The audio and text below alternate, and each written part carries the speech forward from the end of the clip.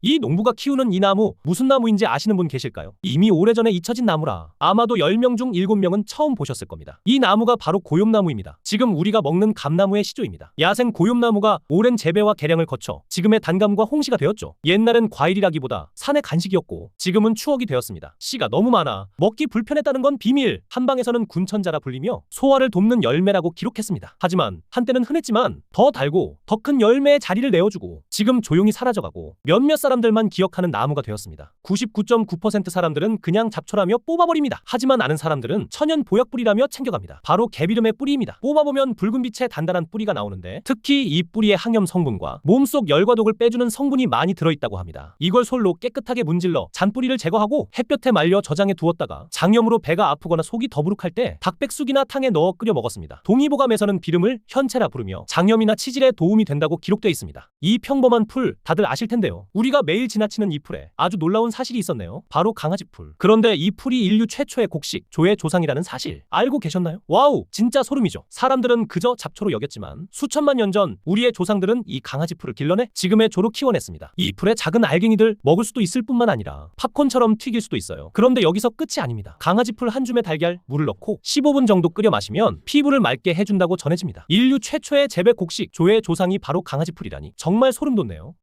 이거 생강 아닙니다. 생강처럼 보이지만 바로 황금뿌리 강황입니다. 인도에서는 수천 년 전부터 신성한 약초로 쓰였고 한방에서도 강황이라 부르며 막힌 피, 어혈을 풀어주는 약으로 기록했습니다. 간혹 울금하고 헷갈리는데 같은 생강과지만 종이 완전히 다른 식물입니다. 그런데 여기서 끝이 아닙니다. 강황 속 커큐민 아시죠? 이게 서양에서는 천연 항염제라 부를 만큼 염증 잡는 힘이 강하고 심지어 항산화지수는 생강의 진저롤보다 훨씬 높습니다. 강황 특유의 황금빛 색과 향 때문에 인도에서는 스프와 밥에 빠지지 않았고 카레의 핵심 재료가 된 겁니다. 요즘 이 식물 보기 쉽지 않지만 효능 알면 깜짝 놀라실 겁니다. 바로 개구리밥입니다. 개구리밥은 단백질 함량이 무려 40%에 달하고 비타민과 미네랄이 풍부해 두피와 모근에 영양을 공급합니다. 그래서 예전에는 천연 샴푸 재료로도 사용되었다고 하죠. 논이나 연못에 개구리밥을 채집한 뒤 깨끗이 씻어 햇볕에 말리고 곱게 갈아 초록색 가루로 만듭니다. 말차처럼 보이고 자연스러운 풀향이 나는 것이 특징입니다. 이 가루에 천연 비누 베이스를 섞어 반죽한 뒤 틀에 눌러 완전히 건조시키면 완전 천연 개구리밥 두피 케어 비누가 완성됩니다. 이 비누는 풍부하고 크리미한 거품이 나고 머리카락을 부드럽고 윤기 있게 만들어주며 두피 가려움이나 건조함을 완화하는 데 도움을 줍니다.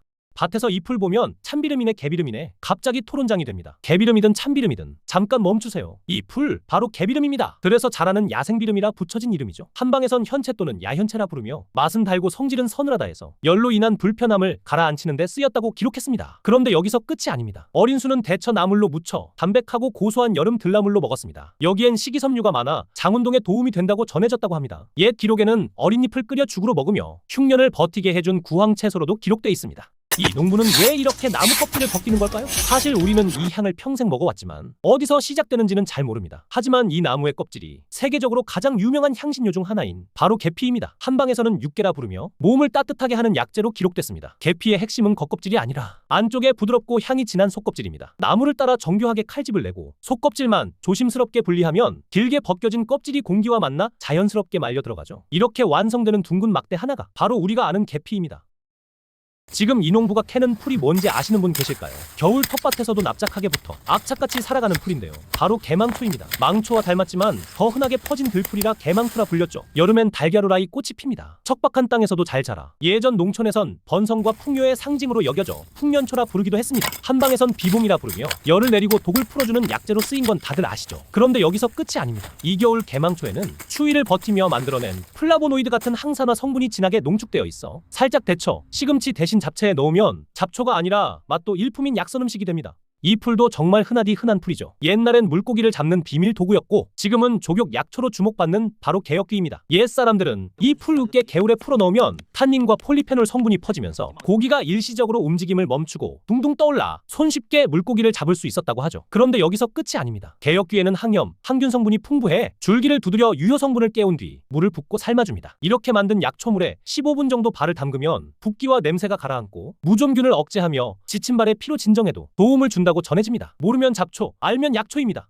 장모님이 이 꽃, 이 집 저 집 많이 분양했는데 장모님 생각나는 꽃, 끝이 뾰족하게 갈라진 게 걔 집개발처럼 생겼다는 바로 개발 선인장입니다. 요즘 이거 해주면 꽃이 폭발한다는 꿀팁을 발견해서 공유해요. 첫 번째, 꼭 해야 할 건 윗잎 비틀어떼기. 하지만 손가락으로 뜯거나 가위로 자르면 안 돼요. 꼭대기 작은 잎사귀를 부드럽게 비틀어서 떼야 합니다. 이게 새로 형성될 꽃눈을 지키는 포인트예요. 두 번째는 햇빛, 가을엔 햇살이 약해지니까 집에서 가장 밝은 창가로 옮겨주세요. 빛을 많이 받을수록 꽃이 훨씬 풍성해져요. 세 번째는 비료, 질소 과다하면 잎만 무성해지고 꽃은 안 펴요. 그래서 꽃 전용 비료나 바나나 껍질, 계란 껍질 비료를 10일마다 한 번씩 주세요. 이 세 가지만 지켜도 겨울에 꽃으로 폭발한다고 합니다.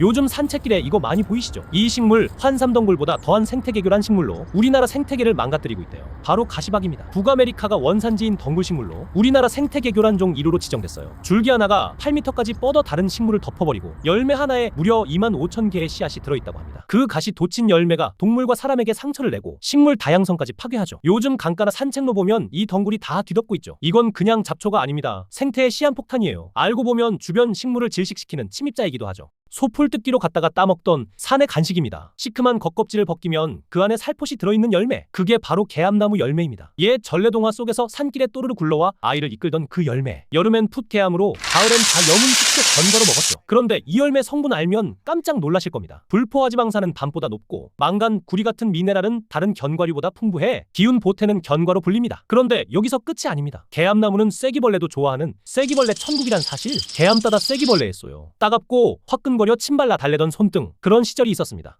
이 잎 그냥 나물인 줄 알았다면 반만 알고 있는 겁니다. 이 잎에도 숨겨진 특별함이 있습니다. 바로 고추잎입니다. 설이 내리기 전 시골 어르신들이 부지런히 따는 잎, 비타민, 칼슘, 루테올린이 풍부하고 살짝 데쳐 무쳐 먹으면 푸탕 도는 쌉싸름함에 밥 한 그릇 뚝딱입니다. 그런데 예전엔 이걸 마늘, 산초랑 함께 절구에 찧어서 아픈 관절에 붙여 썼다고 합니다. 염증을 가라앉히고 시원한 진정 효과까지 먹고 붙여 약으로까지 쓰였던 잎, 그냥 지나치기엔 너무 아깝지 않나요? 버리던 잎 하나가 알고 보면 진짜 보물이었네요. 설이 오기 전 부지런히 따서 드세요.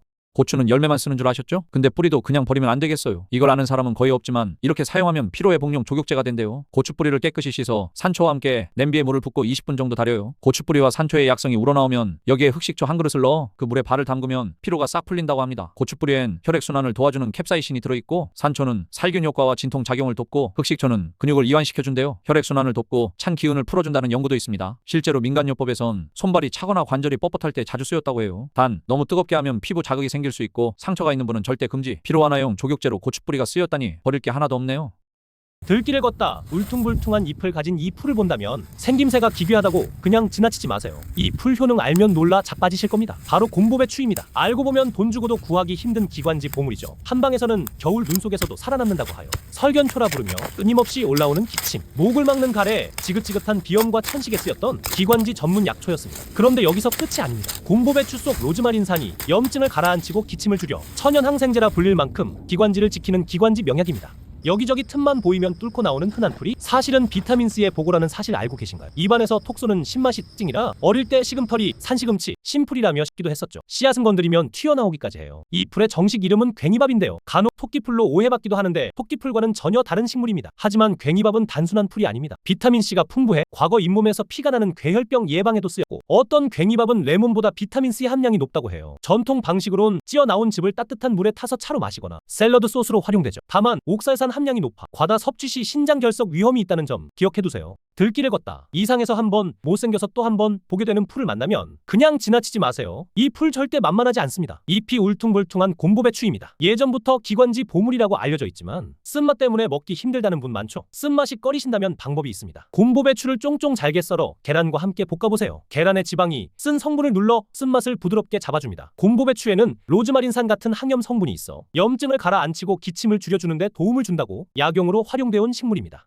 산길이나 밭두렁에서 잎이 울퉁불퉁한 풀을 보셨다면 그냥 지나치지 마세요. 정체 알면 깜짝 놀라실 겁니다. 바로 곰보배추입니다. 이 표면에 주름이 가득해 두꺼비풀 또는 주름풀이라고도 불렸죠. 한방에선 여지초라 불리며 폐에 열이 있거나 기침이 오래갈 때 쓰였다고 기록했습니다. 이 풀은 쓴맛과 향이 강해 나물보다는 계란과 함께 탕처럼 끓여 마시기도 했고 깨끗이 씻어 말려 두었다가 약이 귀하던 시절 기침이 잦을 때나 목이 답답할 때 집에서 차로 달여 마시던 가정용 상비풀로 쓰였다고 합니다.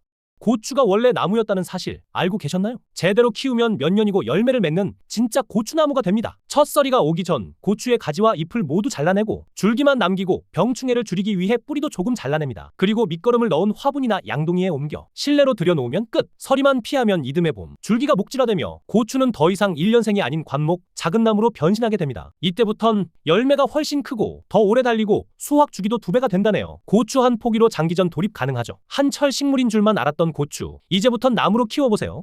산길을 가다 다소 음산한 곳에서 이 풀 보신 적 있으신가요? 겉모습은 고사리랑 비슷하지만 우리가 나물로 먹는 그 고사리는 아닙니다. 바로 관중 계열로 알려진 양치식물입니다. 한방에서도 관중이라 불리며 청열해독에 사용되었다고 기록했습니다. 약성은 기록되어 있지만 나물처럼 먹는 식물은 아닙니다. 다만 민간에서는 뿌리를 캐면 알처럼 나오는 둥근 덩이를 봉황하리라 불렀습니다. 산에서 물이 없을 때 이 뿌리로 갈증을 달래기도 했고 이걸 깨끗이 씻어 담금주를 부어 한 달 이상 숙성시켜 약재로 사용했다는 기록이 전해집니다. 본 영상은 식물 기록 소개이며 섭취를 권장하지 않습니다.